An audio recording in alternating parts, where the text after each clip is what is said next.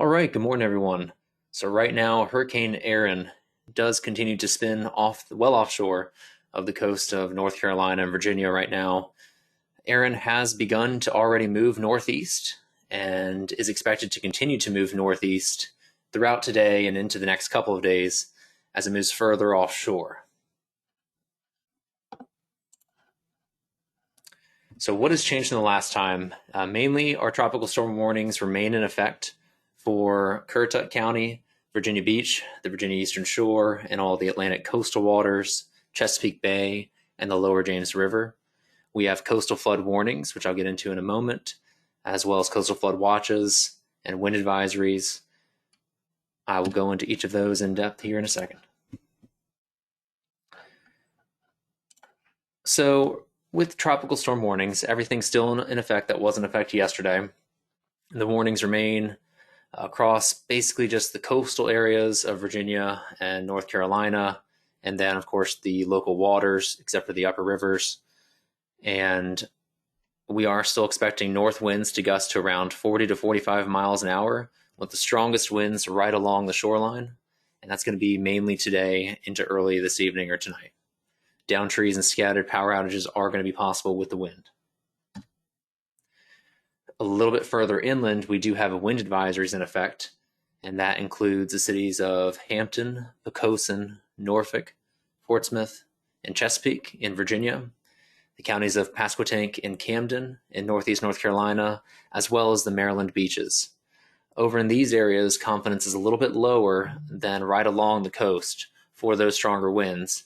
However, we could still see at least a brief period of northerly winds gusting to 40 to 45 miles an hour in the advisory area, and this could cause downed trees and localized power outages as well.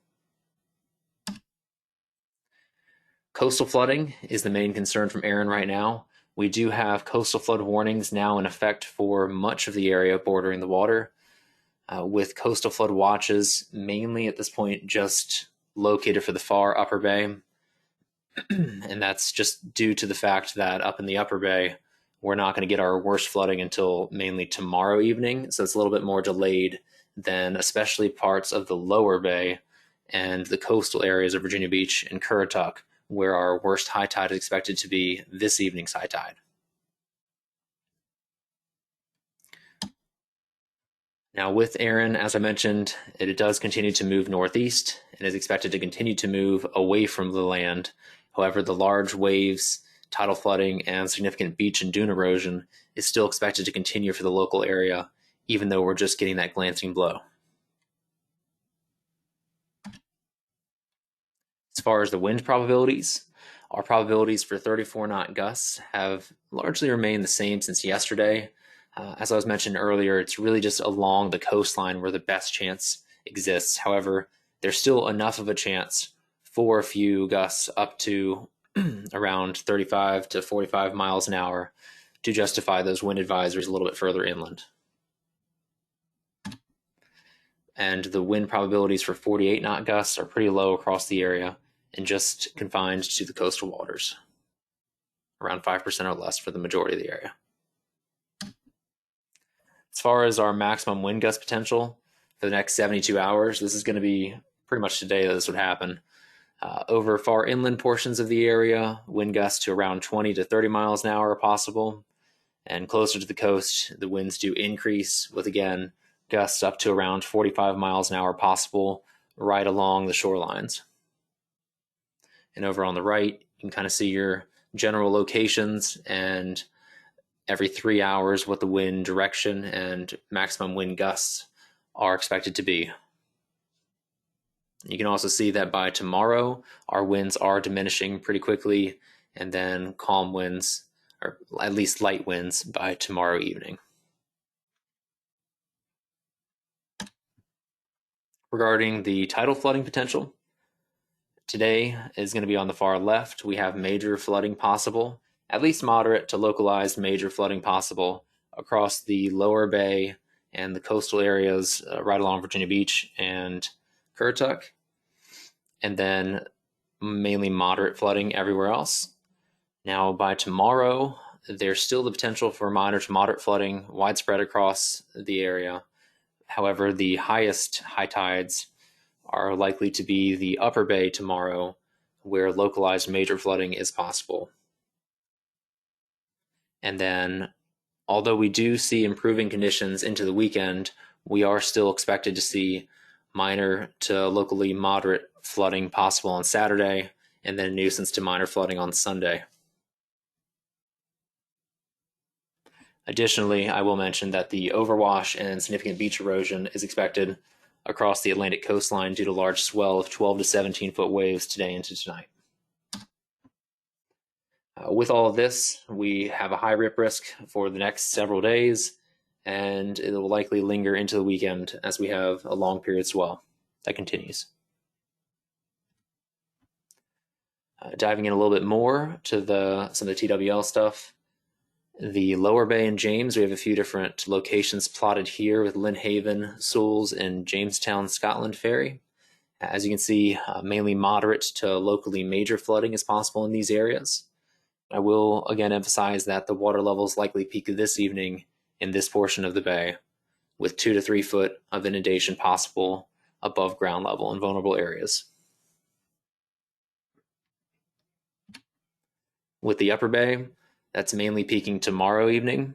As you can see with Bishop's Head in the center image there, right above major at 4.4 feet. And in general, you can see that the elevated water levels do continue for several high tide cycles into the weekend. And then for the ocean, right now this evening's high tide is likely when we peak over in Oyster, where we could get to major flood stage at 8.7 feet. As far as rainfall totals, we're not expecting much from Erin. However, we can't rule out some light showers across mainly coastal portions of the area, where generally light rainfall totals are expected. As you see from the probability of precipitation forecast, the rain chances are relatively low today. However, they do drop off significantly by this evening into tonight, with dry conditions expected on Friday and Saturday. Marine hazard wise, today is going to be the worst day out there with those very large waves. Conditions will gradually improve as we head into the weekend. And then for the marine wind potential, we're still looking at the potential for wind gusts up to 40 to 45 knots across mainly the coastal waters and the mouth of the bay. However, gusts up to around 35 knots will continue to be possible across the entire Chesapeake Bay and Lower James as well.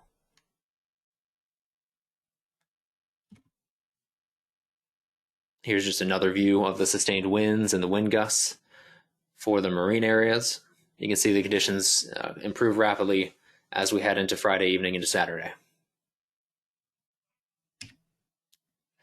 As far as the maximum wave heights, those are going to occur today, with 12 to 17 foot seas expected by midday over the ocean. And given the large waves, tidal flooding and beach and dune erosion will likely continue through at least tonight as Erin passes offshore.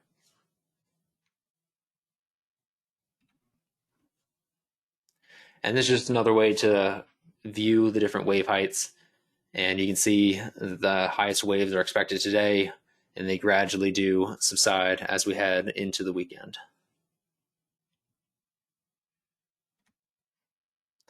Outside of Erin, though, we are expected to be dry through Saturday, with some additional scattered showers or storms possible on Sunday across the entire area, and Monday mainly along the coast. And then beyond that, we're looking at mainly dry and cool weather for next week. As far as our maximum temperatures today, given the cloud cover from Erin, we are looking at mainly the mid to upper 70s. Localized locations may reach the lower 80s.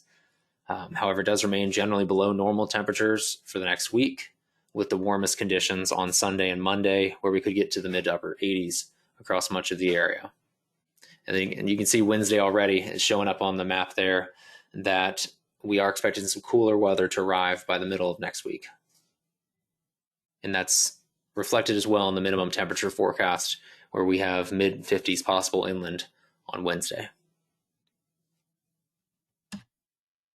I can take any questions now.